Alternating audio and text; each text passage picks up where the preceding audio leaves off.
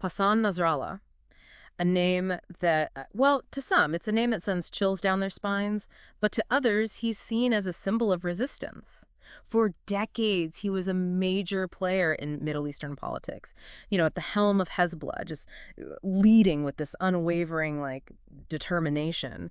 And now, well, with his recent passing, the future of the whole region feels really, really uncertain. Yeah. Most people probably know Hezbollah as a terrorist organization, right? And that label, it's often attached to Nasrallah too. But to really get him to understand the complexities of this man and the group that he led for 30 years, we've got to go deeper, way deeper. We've got to understand the why, the why behind the what. It's so easy to get caught up in those labels, but the reality, it's way more nuanced. It always is. Yeah. So that's what we're doing today. We're diving deep into the life and legacy, the whole story of Hassan Nasrallah. What? We're going to uncover all the things that shaped his ideology, analyze his strategic thinking, and really explore what his absence means. What are the ramifications for Hezbollah going forward? See, the really interesting thing about Nasrallah is that his early life, it doesn't exactly scream, future leader of a militant group. Picture this. It's the 1960s in Beirut. We're in the Borj Hamoud neighborhood, right? Okay. This area, it was like a total melting pot. All these cultures, religions, all bumping up against each other. And this is where Nasrallah, he spent his childhood.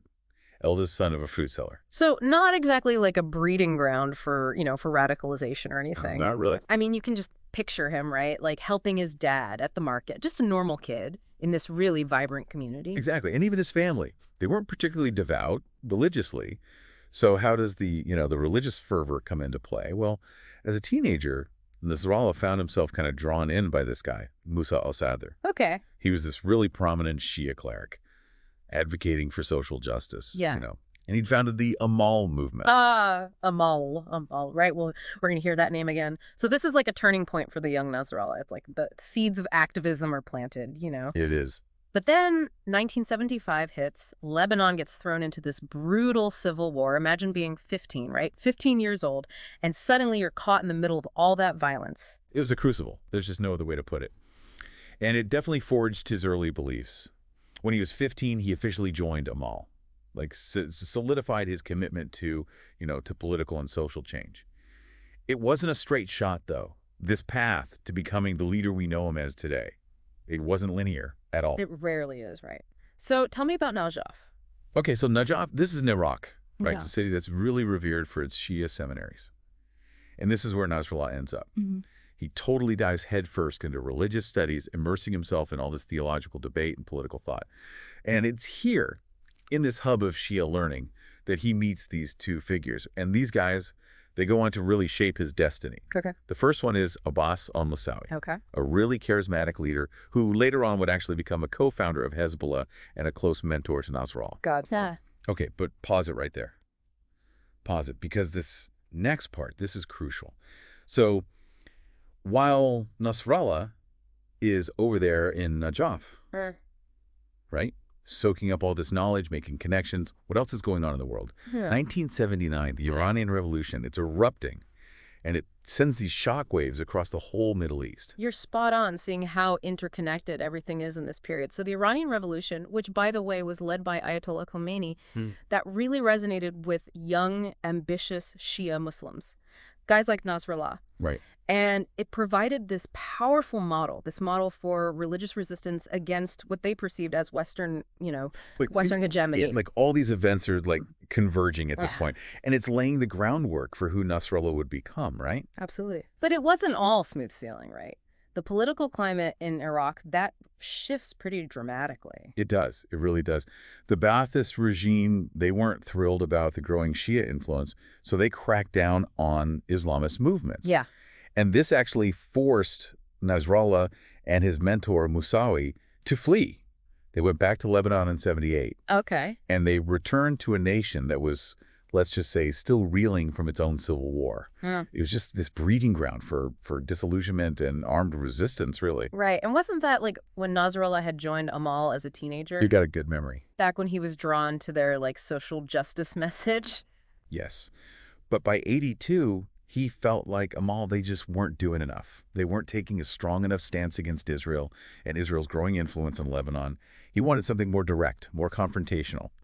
So he ends up joining a splinter group, Islamic Amal. Okay. It was a more militant organization backed by, you guessed it, Iran. Iran's Revolutionary Guard. Yeah. Okay, so we're seeing the pieces fall into place here. The influence of the revolution in Iran, the experience of all that political turmoil in Iraq, and then this desire for a much more aggressive approach to Israel. This is where things get really, really interesting. Yes. And a lot more complex, I'd imagine. Oh, absolutely. Because this move to Islamic Amal, it was a major turning point. This is where we're talking about attacks on Western targets, bombings, just this huge escalation in violence. Yeah. A far cry from, from that fruit seller's son in Burj Hama. And out of this out of this crucible of militancy, Hezbollah emerges, the party of God, rising from the ashes of this fractured Lebanon. A new force on the scene, one that's deeply connected to Iran's revolutionary ideology and absolutely determined to confront, go head-to-head with Israel's military might. Oh. But within Hezbollah, Nasrallah, he's not just a follower. This guy's on a rocket ship. He was a born leader. Yeah. That much was clear. Yeah. From just a fighter to a commander in the Bekaa Valley, his influence within Hezbollah, it just exploded. Then in 1985, the group, they formally announced that their goal is to drive Israel and the West out of Lebanon completely. And this is a big deal, this announcement. It set the stage for decades of conflict. And this conflict, it gets really personal for Nasrallah in 92, because Israel, they target and kill his mentor, Abbas al-Musawi. Can you imagine, the weight of that loss? Yeah. And the responsibility he must have felt. Oh, absolutely. And he's young, too. At just 32 years old, he becomes Hezbollah's Secretary General. Talk about trial by fire. Yeah. But he handles it, He responds with this strategic blend of retaliation, like calculated retaliation, but also this unwavering resolve. Oh. And we see this right after Musawi's assassination, too. Yeah. Hezbollah carries out those attacks. Yeah. Like the bombings on the Israeli embassy in Argentina, the Jewish Community Center in Buenos Aires. It's just this back and forth escalation of violence, and it digs Hezbollah and Israel deeper into this conflict. It's how do you even come back from that? Right. And then, as if the political landscape wasn't shaky enough already, Nasrallah faces another tragedy. Yeah.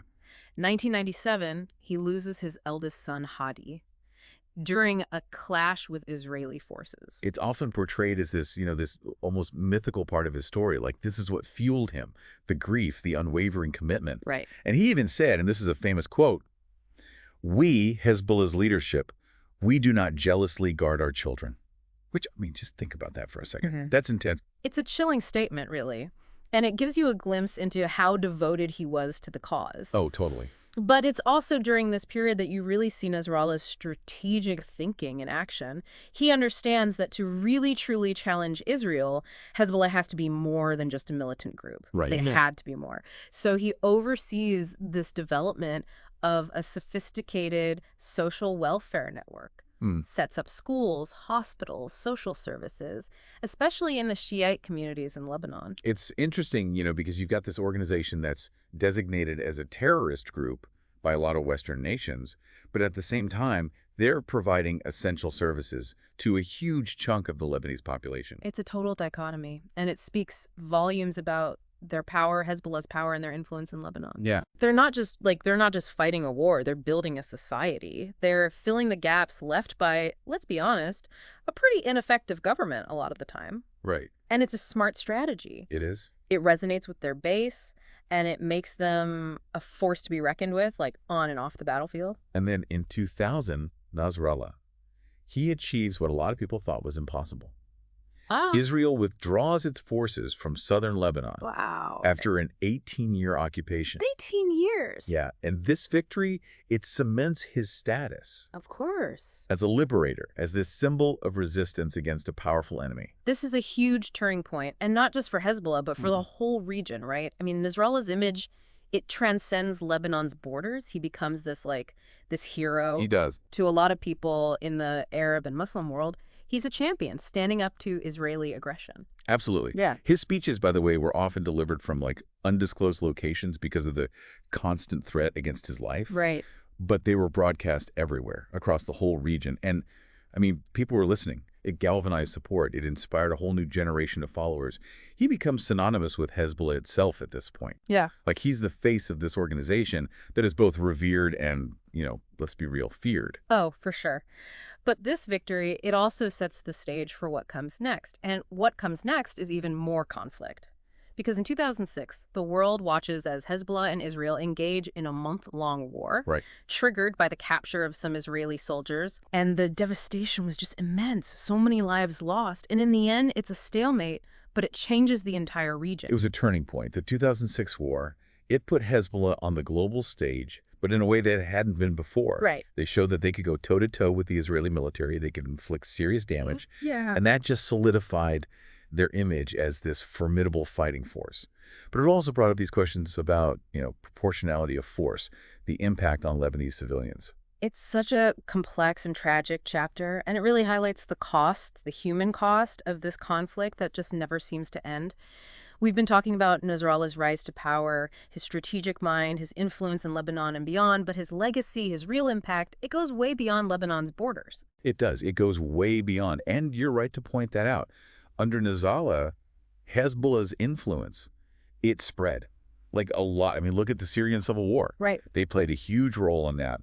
A lot of support for the Assad regime, bolstering their forces against the rebels. And we can't forget about those connections to Hamas and Palestine. Exactly. Training, support, they inserted themselves right into the Israeli-Palestinian conflict, too. Right. And it's all part of this bigger strategy. One where Hezbollah, they're not just a Lebanese group anymore. They're a major player in this, in what a lot of people call the axis of resistance. The axis of resistance. This alliance. You've got Iran, Syria, Hezbollah, and they all have this shared goal. Counter Western influence, push back against Israeli dominance in the region. It's complicated. I mean, it's this web of relationships, really, driven by ideology, sure, but also strategy, a lot of strategy. And at the center of it all, for over 3 decades, was Hassan Nasrallah. He was the glue. Which brings us to the big question, the billion-dollar question: can anyone even replace him? That's what everyone wants to know. And that's what makes this whole situation so volatile. Because Nasrallah, he wasn't just a figurehead. He was, like I said, the glue, a master strategist, a charismatic leader who could hold this whole crazy, complex network together. Finding someone else with his level of experience, someone who understands those really intricate regional dynamics, well, good luck, right? It's a huge challenge for Hezbollah. And for Iran. Especially now. Let's be real. Israel's been targeting key figures within Hezbollah. They have. They've lost some serious brain power these last few years. And you can't help but notice that leadership vacuum. No, you can't. Yeah. And that vacuum, that's what makes things feel so unstable. Yeah. Because where does Hezbollah go from here? Yeah. Without Nasrallah calling the shots, what happens? Do they rely even more on Iran, solidify their place in that axis of resistance? Right. Or do we see something else? Do they shift gears completely, focus more on consolidating their power within Lebanon? So many questions. I know. And the thing is, there are no easy answers, are there? No. Yeah. And the implications here, they're huge. This isn't just about internal Lebanese politics anymore. This is about power, the balance of power in the whole Middle East. Oh, yeah. It's about the potential for another conflict, a new conflict, and the future of the Israeli-Palestinian conflict, too. It's like, how when you're playing chess and suddenly the board gets bumped and all the pieces go flying? Yeah. That's what this feels like. Everyone's scrambling, reassessing, trying to figure out what the other guy's going to do. It's a tense moment, like a really tense moment. And the more we understand Nasrallah, his legacy, all those forces he put into motion, the better we can understand what might be coming next. So here we are. We started on the streets of 1960s Beirut. Right? And we've ended up in this, incredibly complex geopolitical landscape of the Middle East. It's gruff. We've explored the life of this man, a man who, let's be honest, a lot of Western media outlets have demonized. Yeah. But we've tried to uncover the events, the ideologies that made him who he was. And like we've been saying, the world it isn't black and white. Oh. Leaders, they're products of their time, shaped by history and the weight of what they believe. To understand an organization like Hezbollah, you've got to understand Nasrallah. Yeah. We've explored his rise, his victories, his losses, and there's no doubt he left his mark on the region. Big time. But even though he's gone, In a way, his story is just getting started, isn't it? Yeah, Because the future of Hezbollah, all the ripples that'll be caused by his absence, we're just starting to see those. And that's what makes this so fascinating, isn't it? it really is. It's like we can look back, we can trace the threads, see how we got to this point, Yeah. but the future, Yeah. it's a blank page. Will Hezbollah just transform into something totally new? Will they change their tactics, their goals? I mean, what happens in a post-Nasrallah era? These are the questions that we'll all be asking for years to come. And hopefully, the more we learn about the past, the more we understand those complexities, the better equipped we'll be to deal with whatever the future holds. That's like the goal, right? That's always the goal. That's all the time we have for today's deep dive. Thanks for listening.